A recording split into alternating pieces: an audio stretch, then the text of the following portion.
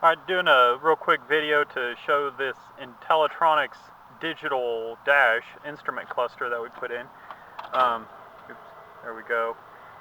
It lights up. I like the display. I made like an aluminum piece. I've already taken the screws out because I want to show you how easy this thing was to put in. That's what impressed me the most about it, is how narrow it is.